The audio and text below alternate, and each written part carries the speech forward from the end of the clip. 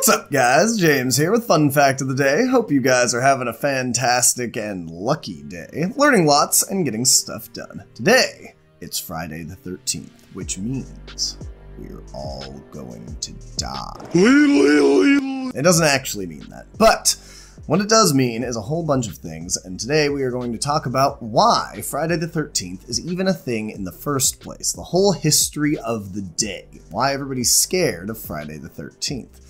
And I have a feeling it's not what you think it is. Once upon a time, there was a man named Philip IV of France. Quite the name, I know.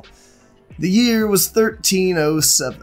It was Friday the 13th, and he got up on the wrong side of the bed. He was walking into his kitchen, and all of a sudden, bam! He stubbed his toe and hit his hip on the counter at the exact same time. Holy cow, that was some bad luck. And that is the entire reason we have Friday the 13th. No, that's not it.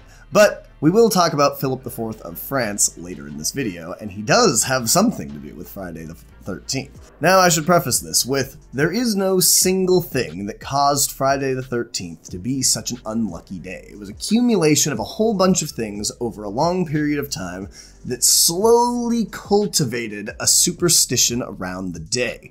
So, let's get started. The first one was all the way back with good old Jesus Christ. You see, there were 13 men in the upper room of the Last Supper, and then, the next day, he was crucified and died. But that day happened to be Thursday the 13th, and then he died on that Friday. So, recently, some historians have decided to assign some meaning to the fact that there were 13 people on Thursday the 13th, which was near the Friday where he actually passed away. So, of course, they've decided that that could be one of the reasons where 13 started becoming an unlucky number, and where Friday started to become an unlucky day. However, those two things didn't get tied together for quite some time. Nobody attached any meaning to this until 1869, when a man named Henry Edwards wrote a book about some guy who died.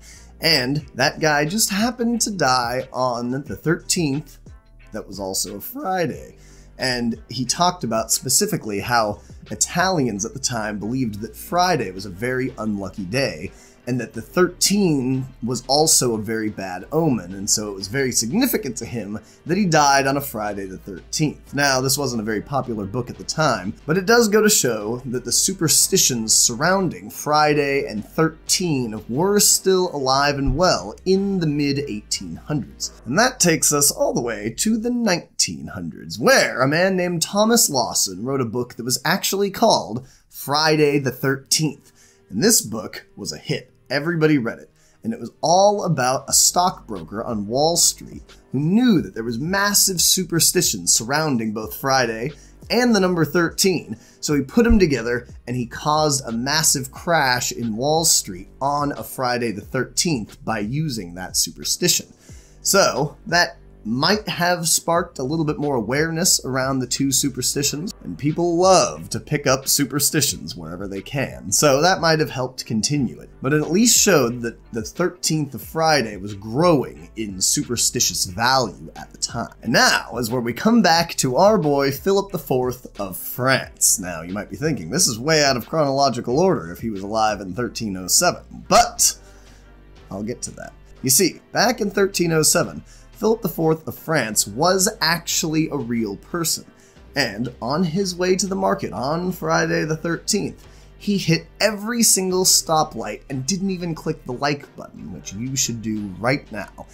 And then, it was a bad day for him. No, but he did arrest hundreds of Knights of Templar on that day, which nobody really thought anything of at the time, but in very recent history, I'm talking within the last 40 or 50 years, tons of books have written about how that was the start of the Friday the 13th lore. Specifically, books like the Da Vinci Code. You might have read that one or watched the movie. So basically, there is no single thing that caused all of this Friday the 13th hype, but it did slowly build over time through a whole bunch of random coincidences involving Friday and the number 13. So if you found this video interesting at all and you'd want to see any more of these videos, I have a whole playlist of them right here. They are fantastic. I would highly recommend them. 10 out of 10. If you haven't already, don't be crazy. Hit the like button and subscribe. You need to. It's the only way to live on this dangerous day. Thank you very much. That's all for me today, and I will see you tomorrow.